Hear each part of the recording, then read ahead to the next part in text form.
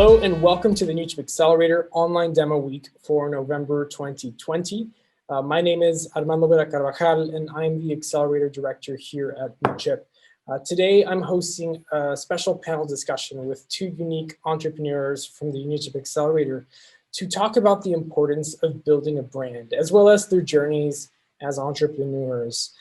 We all know that brands play a very big part in our lives. We subscribe to specific brands. When we go shopping, we usually know what we want. And oftentimes, especially if the product's a commodity, right, we'll often pick something that has higher value to us from a symbolic level because of the brand.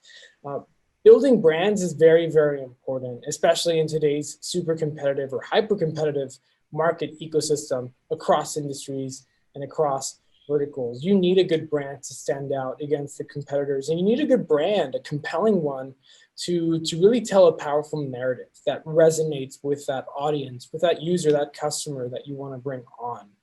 That's why, without further ado, it's my pleasure to welcome you to this talk, the importance of building brands, especially during a pandemic. I'd love to introduce our two guests. First, joining us is Swati Sharma. She's the co-founder and the CEO of Sparkinity, an online platform that helps retailers find their bestsellers by taking the guesswork out of buying new products for their stores. I'm also pleased to introduce Andrew Zhao, founder and CEO of Throwlights, which is revolutionizing the art of light shows. And you'll get in a few seconds, you'll see what we're talking about in that regard. Swati, Andrew, thank you so much for joining us today. It's a pleasure to have you here. To kick off this talk, I'd love it if you could give a very quick overview of the businesses that you're building, what they do at a functional level. That way we can set the groundwork for the topic on building brands. Swati, let's go with you first. Great, thanks Armando. It's great to be here with all of you. So I'm just going to tell you a little bit more about Sparkinity. What Sparkinity is doing is it's basically bringing a personalized merchandise buyer to retailers. So for independent retailers who want to increase their revenues and win against big retail giants like Amazon or Walmart, Sparkinity offers that a B2B marketplace that delivers a personalized AI buyer to swiftly discover exciting original merchandise that fits well with their customers, tastes along with a backing of guarantees, financial terms and discounts to buy with confidence. So it's the only platform that offers a personalized solution that is retailer specific.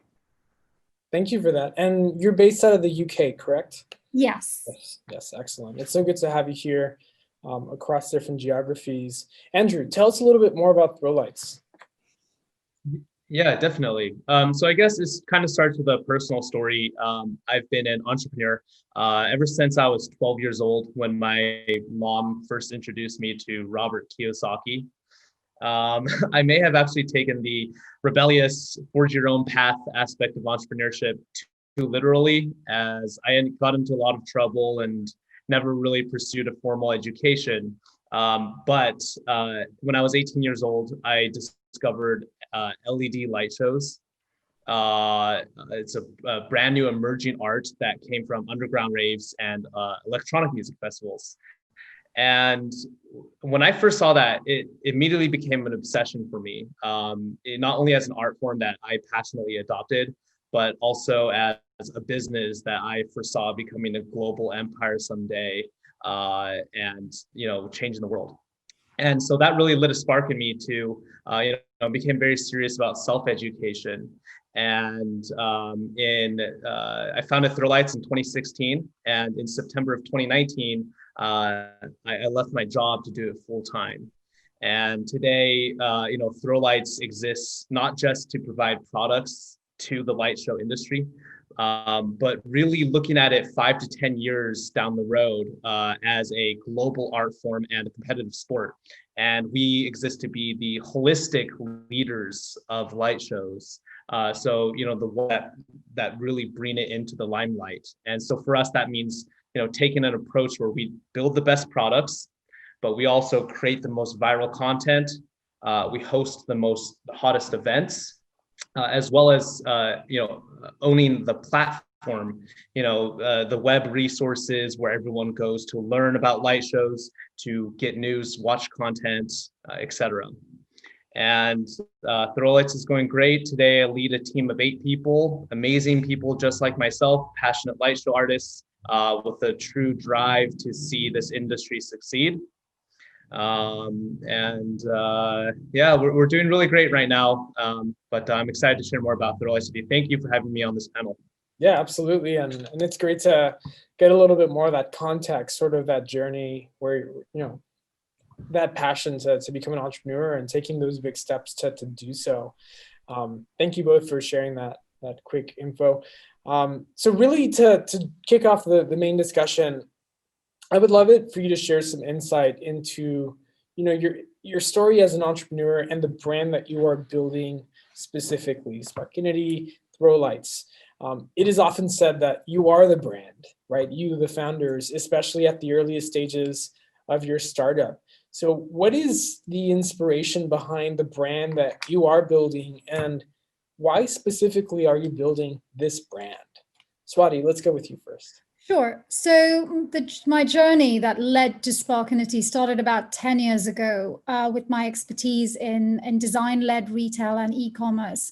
I was a founding member of a retail division of a huge global architectural brand called Zaha Hadid, and was part of a core team that drove its growth of this small little retail division to a huge multi-million pound revenue generating brand of its own, which was, we had collaborations with the likes of Swarovski, Bvlgari, Lacoste, Harrods, and it was a huge learning experience.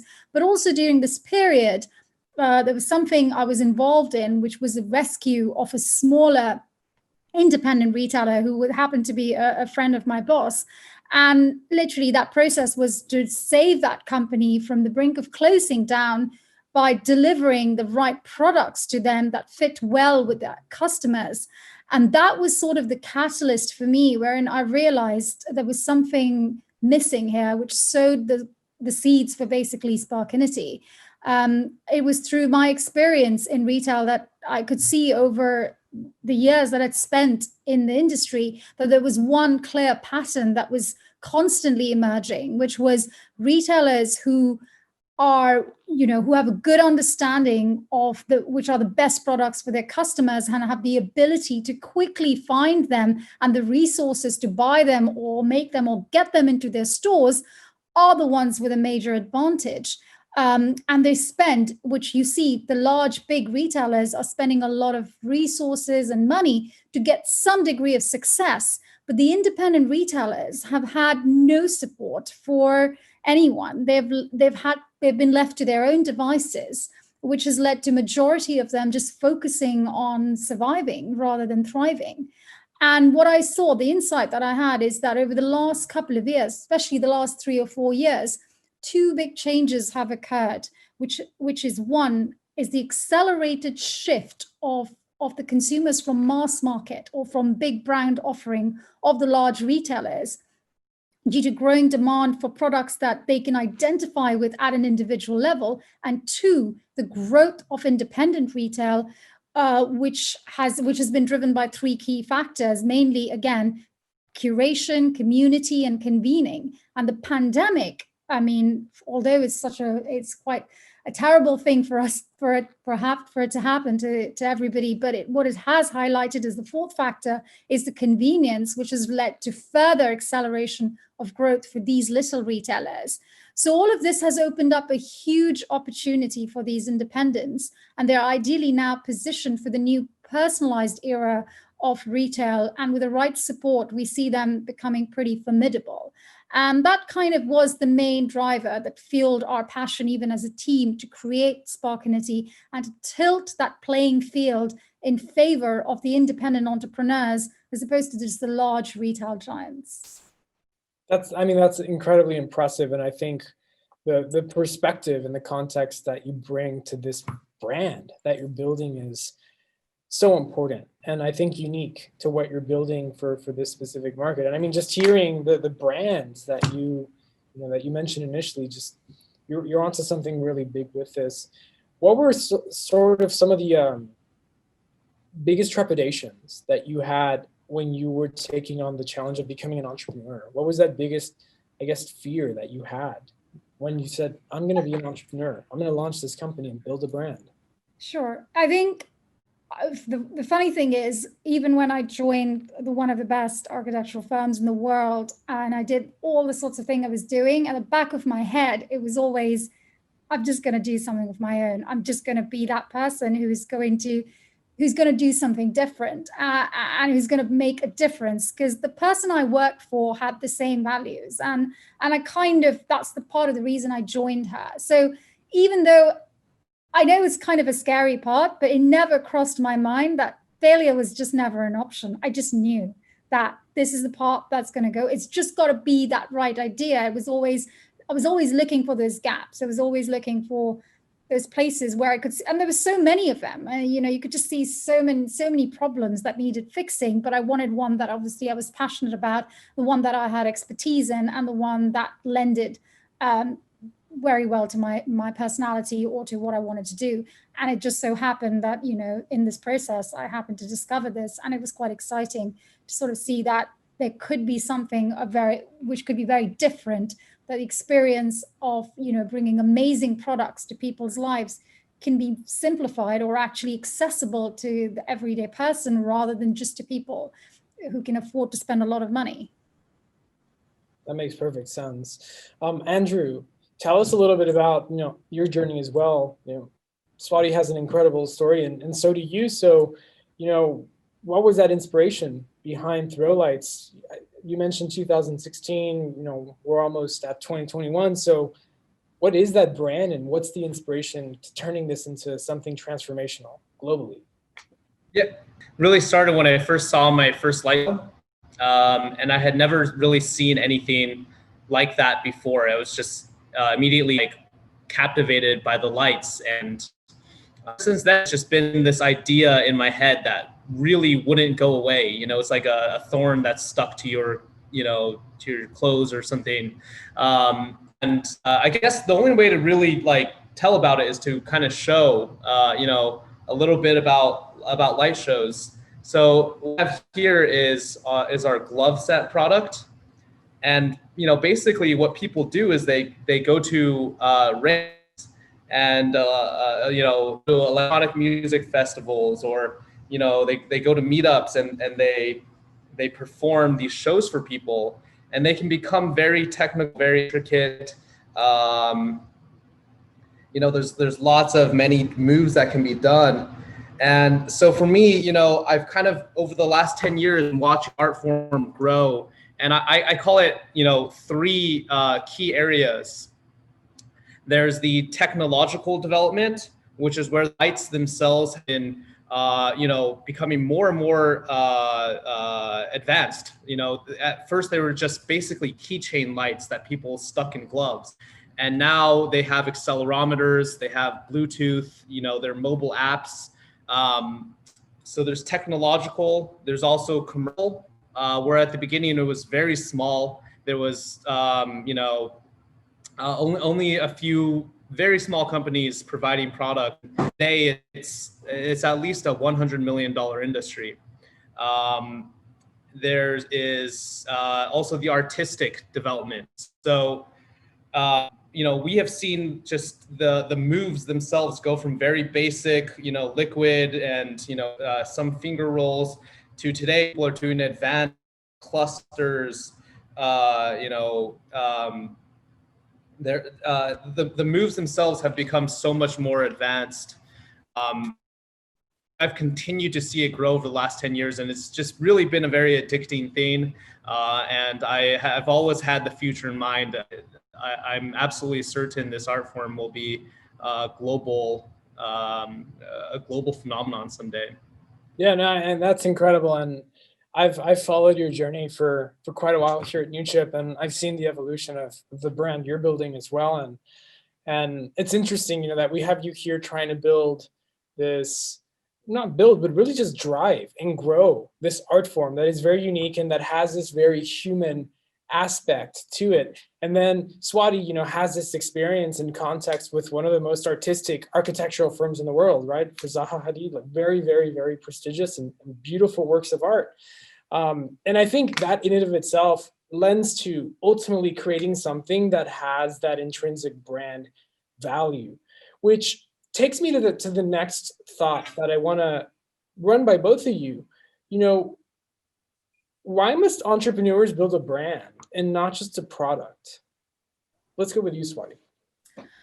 I think, well, a brand is important because I think it's all about people. You're talking to human beings at the end of the day, and if you keep telling them what you want to do, what you want to build as a product, which is very technical, it doesn't resonate with them. What people relate to is emotions and to a belief, if I may say so. So there's always this thing wherein you've got to kind of find that point or that belief in them that they believe in, and they sort of mirror that. So that's kind of your target clients or their audience or whoever it is that you're building this particular product for. I think it's got to be about the why. It can't be about the what, because unless they understand what the benefits are and why they should be with you and what you actually stand for, they can't really buy into what you're selling to them. So it's sort of having that emotional connection with them, I would say. Somehow you've got to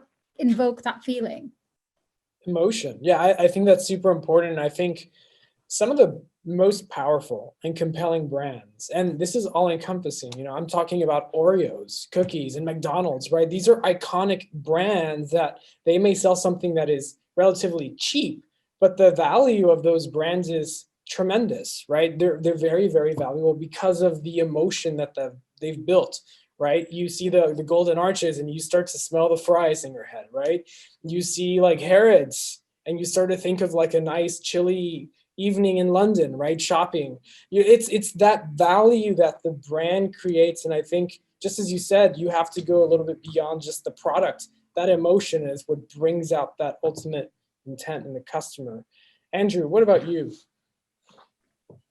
Yeah, definitely. I think Swati brought up some great points, and I actually was going to mention, and we've all, probably a lot of us have heard the Simon Sinek talk where he says, start with why, right?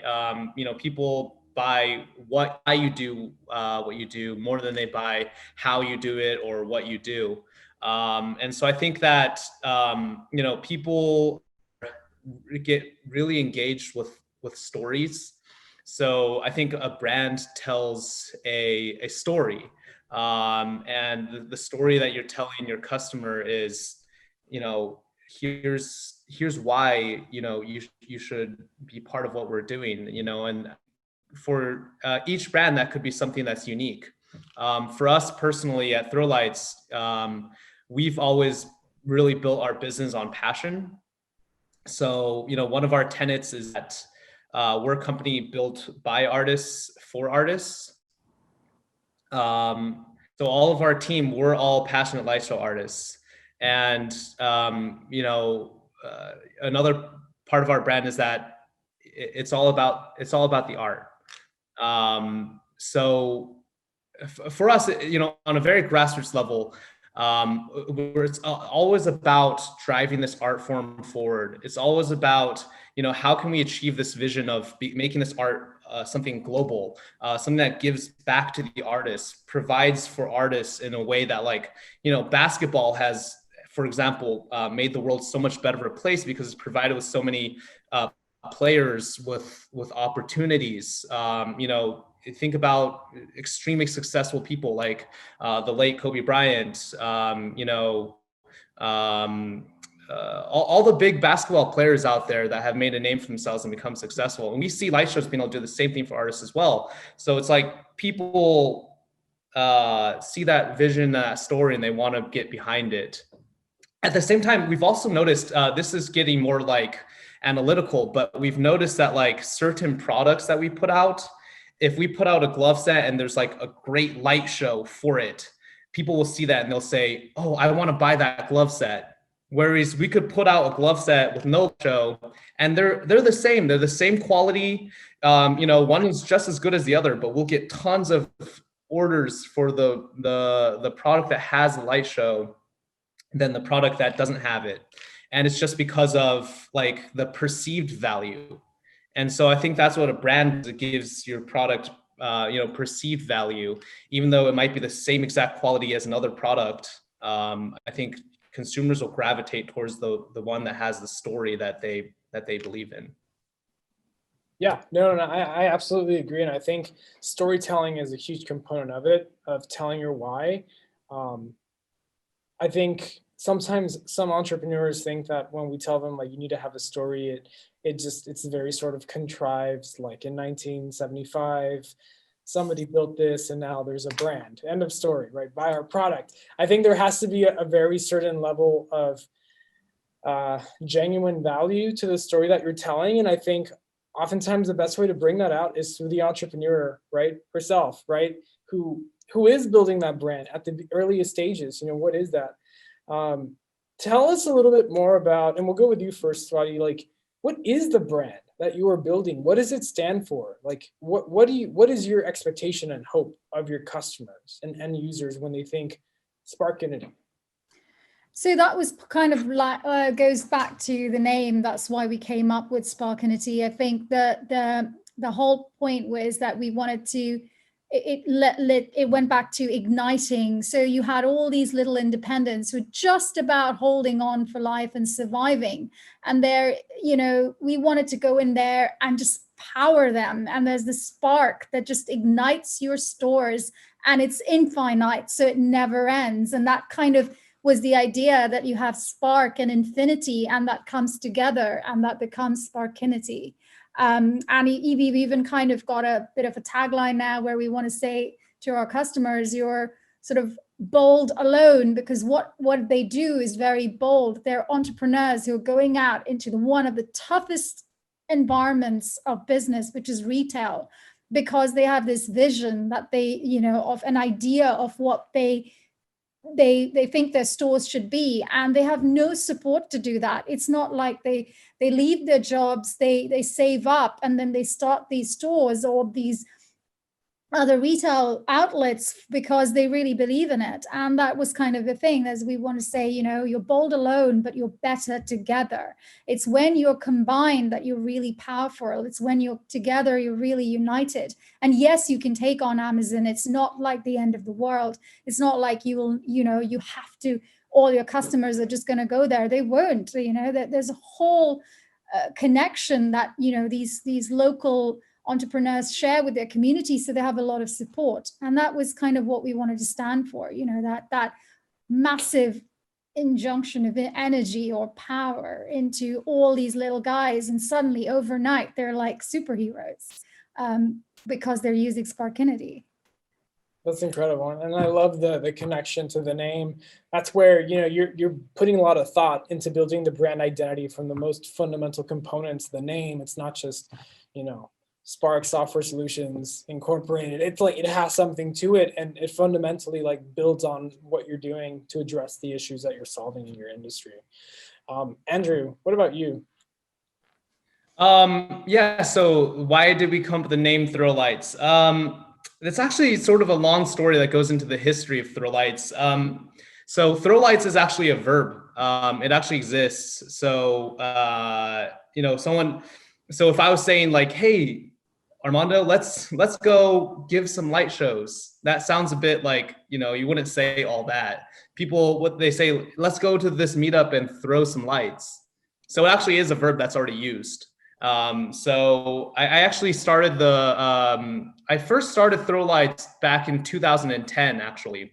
It was an internet forum. And I was 18 years old. And we had it was actually super successful. We had thousands of users sign up, and it had this super active buzzing forum. It was the first like online place for light show artists to go. But as I mentioned, I was 18 years old, and I wanted to really gain some more business experience. I needed to gain some more business experience. So I actually ended up shuttering that website. I did receive a couple of acquisition offers, but I said no. I want to hold on to this name because I feel like I'm going to do something with this someday.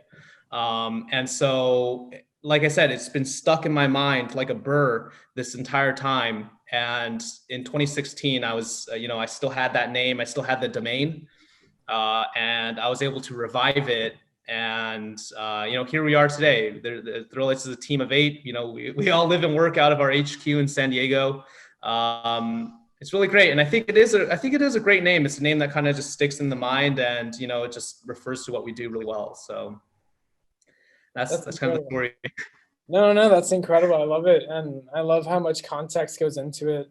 And it's all the more better with the artistic element that you yourself really embody, if I may say. What are some of the challenges that you have faced in building your brand? And I imagine there are many in different shapes, ways, and forms. Swati, what are some of the challenges that you've seen with Sparkinity? So I think because B2B commerce is something new, so the thing about our industry is it's sort of very old-fashioned still, and it's kind of funny that you see obviously the front side of the B2C of retail is all about, convenience and connections and all this stuff, and everyone just thinks these products just magically appear. They don't. I mean, these people spend a lot of time doing that, but the problem is that all the processes are just legacy based, and so you've got a very fragmented industry. The other problem, I think, is everyone left these smaller SMEs because they're hard to get to. They're slower to adapt. You don't know where they are. They're all spread across, especially the makers of the smaller products. They're in markets or fairs, and it was very, very hard pre-Instagram, I would say, but pre-social media to even think how are you even going to find them, let alone aggregate them. So the good thing is now, obviously, with Instagram and other tools, you have something you have a platform or a mechanism to reach out to them. So that I would say is, B2B is still initially was a very dry thing, and no one knew how to get to them. And that was kind of initially when we started thinking about how best to get to our clients. How do we talk to them? How do you reach out to them? Where the hell are these little retailers? So that was a little bit of a challenge to understand, what would be the best way to find them? Where do we target them? Where do we get these lists? And it was all a very interesting experience. But luckily, as I said, is over the last couple of years, that there's a huge community of these people everywhere. And also, because they're businesses, they're all registered somewhere. So it becomes a little bit easier to reach out to them. But yes, the challenge is always going to be, it's a fragmented industry. So it's not very easy as compared to B2C markets, which are a lot more used to the kind of targeting or messaging, that they receive. I think the B2B sector is still stuck in a very different timeline. So we're trying to, but they're moving ahead, obviously. And I think that's what the pandemic has done. It's fast forwarded something which would have taken another 3 or 4 years to happen to literally now. Yeah, no, and that's pretty fascinating to hear, especially, I want to go back in a bit to talk about sort of the impact of the pandemic. But I do think, as you were explaining it, it sounds like it's the B2B market extremely fragmented, not just in the UK, but worldwide. I mean, look at the American SME, like retail online markets, extremely fragmented. So many solutions, but not all of them are very effective.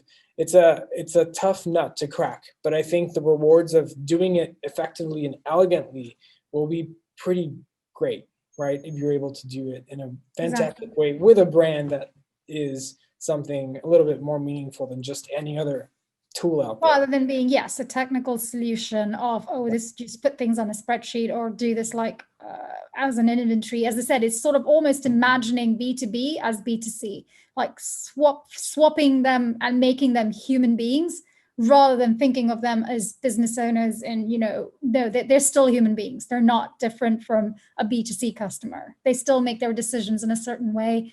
They still need the same sort of tools that you would use, such beautiful tools that the B2C has. That's so beautifully said, because I think that taps into the brand you're building, right? Thinking of B2B as B2C, I don't know why, but it just made me think of, people who are working out in the construction world with the big machinery, right? Why can't the machinery be pretty and elegant, right? It's like we think of sort of like the person who's using those machines, it's just like they don't matter. They just need the tools, right? The solutions to do what they do. But as you said, they're humans too, right? This is their life. This is what they do. Make their life easier and more effective and efficient, but also adding that extra flavor and emotion to what you're doing. And I think when I hear an entrepreneur say their story and their mission the way that you do it, it really excites me, because I know that they're tapping into something that's more fundamental than just another product or solution. So I loved hearing that. Andrew, what are some of the challenges that you've faced in building throw lights? So I think one of the main challenges is that we really are in uncharted territory. So it can be hard to explain to people what we do. So when we're going out there and we're looking to fundraise, and we're trying to tell people, here's what we do, here's what we do. We've recently kind of made the shift over to like a lot more like media, like explanations, like using videos and stuff like that. But that was one of the challenges that we had to overcome. Starting our journey as a business. Now, I would say like definitely on the topic of like of building our brand in today's world. I think that one of the things that is nice about the world today is that there's all this instant communication, right? And so I feel like it's made the world easier for entrepreneurs to start up, which is a great thing. It definitely is a great thing, but it's also made it like it's more of there's more competition now also. So I think even in light shows, it's a hotly contested market. There's a lot of little people popping up all the time with a new product, which is great to see. It's definitely driving innovation forward, and I love to see that. But the instant communication has also made it, from the branding perspective, it's made it really easy. We all know that people on the internet can be very rude. A lot of trolls, right? People who will post a negative opinion really quick about something without even reaching out to try to get it resolved or whatever. And so anyone can go on at any time about the business and say something negative about either the company or about the people building it. And so I think that in today's world, part of building a brand has become that PR thing, which is just a really delicate balancing act. So I think that definitely is a challenge that exists in today's world that is like unique to our times. But yeah, it's one that Throwlights is definitely eager to tackle and incorporate into our culture as something that we embrace and overcome. Yeah, no, I think you touched on some very good points, and similar to what Swati was saying, there are some of the smaller guys, some of the other competitors in the industry who could do sort of what you're doing, but albeit not as good as you are, right? Not with a very powerful brand. And the advent of a lot of technology and like information systems has made it very challenging to keep up the brand, because it's one thing to build a brand, put in a lot of time, money, effort, resources into like creating this picture, but then you have to maintain it, right? There is such a thing as brand misalignment, right? Where you have something that you're telling the world, but all of a sudden the actual experience or reality is totally different. And when you're dealing, in your case, Andrew, specifically with B2C end users, that's challenging, right? You're dealing with a lot of different people, a lot of different expectations as to what they want and what they hope to get out of Throwlights, and adapting to those challenges, especially with other like competitors, is necessary to grow that brand in a way that's cogent but also sustainable for the long term. Swati, going back to what you were saying about COVID-19, obviously, I can't believe, first of all, that 2020 is almost done. It feels like I know. it just feels unreal because we can't. Yeah, it just feels gone by so fast. So fast, but yet so slow in many ways. Yes. What is like tell us about the reality of building a brand, right? One that has the aspiration to be world-class during a time of crisis, especially during COVID-19. Sure. I mean, I think as I said, for our industry, we were kind of stuck in a time warp where one part of it was all about being online, shopping online, but the other part of it was all manual. So in a weird way, although as I said, it's a terrible disease to have hit the planet, but it has literally hit a fast forward button for our industry, wherein all these retailers now, which were depending on trade shows or, what their normal routine, which has been for years and years and years, has been traveling, to different markets or traveling all over the continents to just find their products, can't do that anymore. That means these businesses are on the brink of pretty much going out, because their whole value proposition was about bringing that, as I said, they're so emotionally invested in their products and their own little brands, because they are little mini brands onto themselves, and they provide a certain service to their customers. And now they don't have that channel. They don't have that. That's gone overnight. So now they need online presence. They need something to help them. So obviously this happened very quickly. And I think it has probably affected a lot of retailers who will suffer just because they have to shift what they're selling. They have to adapt very quickly. And I think this is like that sort of shock that they sort of needed to understand that they needed to come in the world of technology, because today, whoever is enabled with the ability to quickly shift their offering, align it to the new world, of COVID, is in a much better position compared to the ones who are not. So in a way, we can see the suffering of some of these retailers. And for us, it's frustrating because we're a very small company at the moment.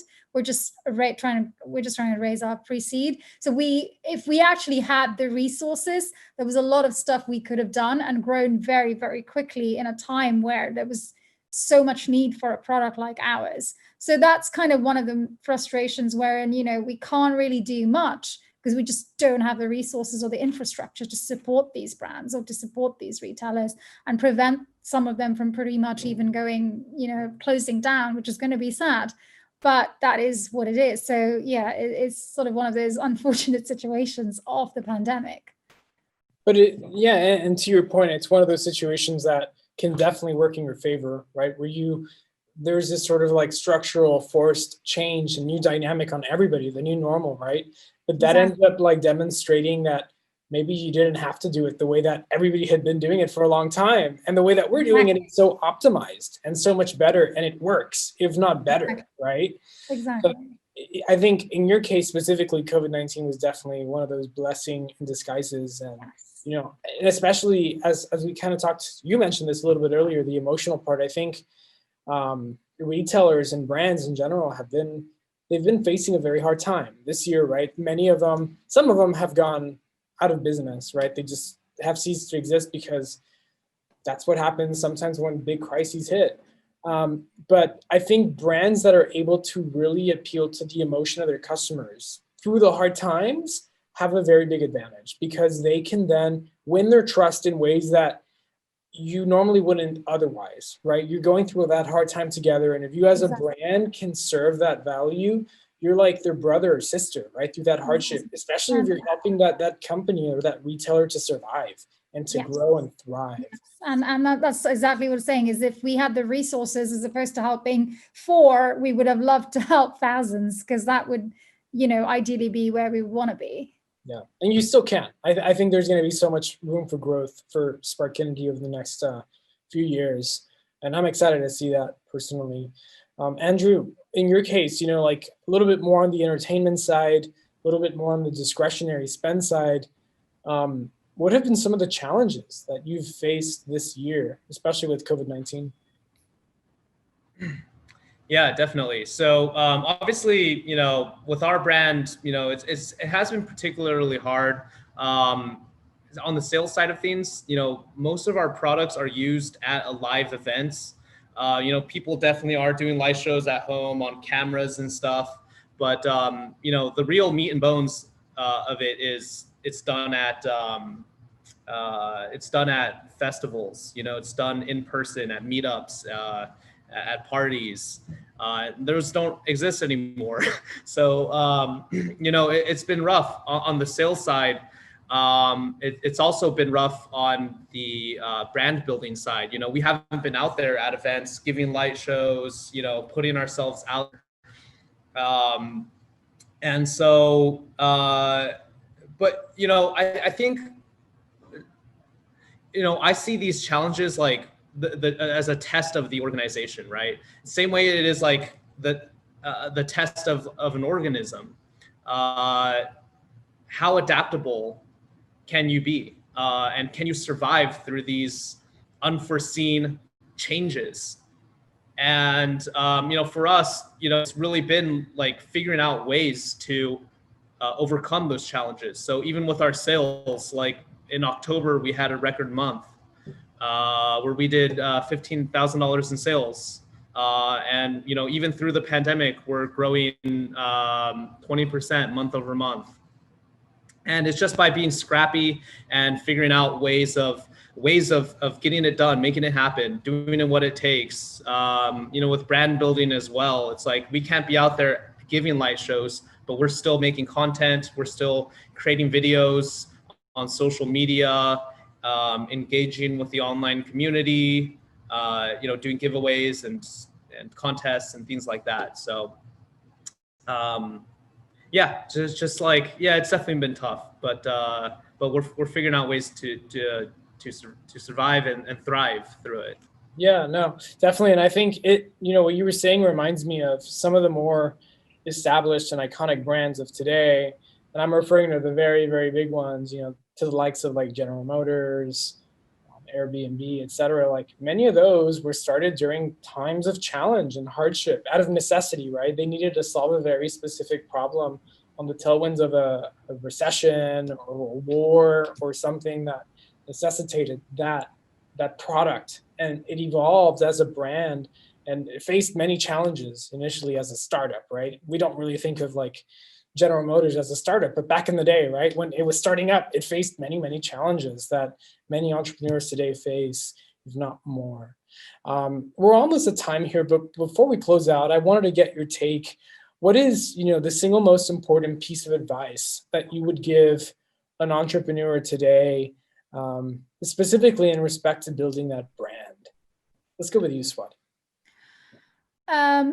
So the thing I'd say is I think it always helps if you yourself have an emotional connection to it, or if it kind of resonates with something you've experienced, because once that connection is there, it is a lot easier for you to then convey that to somebody, to show the passion. It's got to come from you because you're the founder, and somehow it can't be whiteboarded. It can't be like, oh, it's an amazing idea, I want it, unless there is that connection. That, as I said, it's got to be your story. There's got to be a story wherein somewhere something, came to your mind because of something that you experienced, and you saw something because you actually went through it. It really helps, because even when you talk to customers, or even when you can share, they know that you know about them. That's kind of something that I've felt like, even, the background that I've come from, when I speak to the retailers or the makers,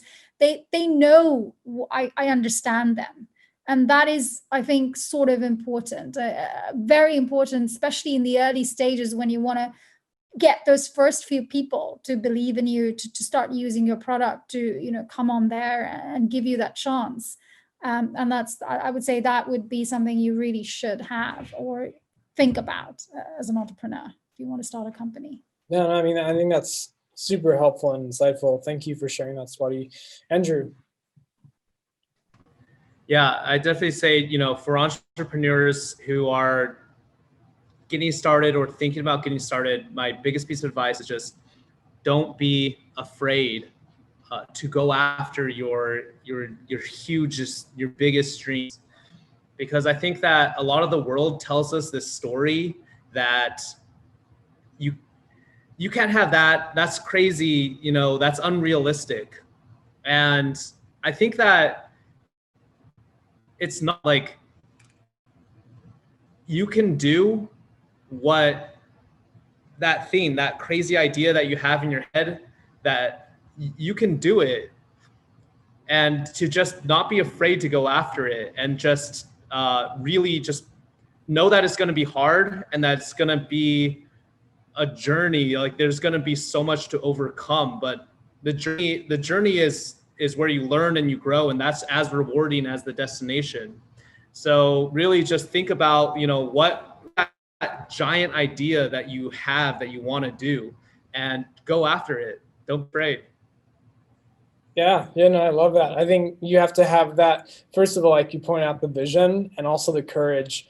The status quo is always going to tell you that you shouldn't do it, that it's going to fail, that it's impossible. But, like people who have changed the world forever, they very likely receive the same sort of feedback from their worlds, and they still did it, right? And it was a very long, hard journey, but it reached where it is today through that sort of grit and passion. Yeah, because they never gave up. And I think that's one of the things I think about success is it's just a probability game. So the harder the longer you're at it and you don't give up, the higher chances of success.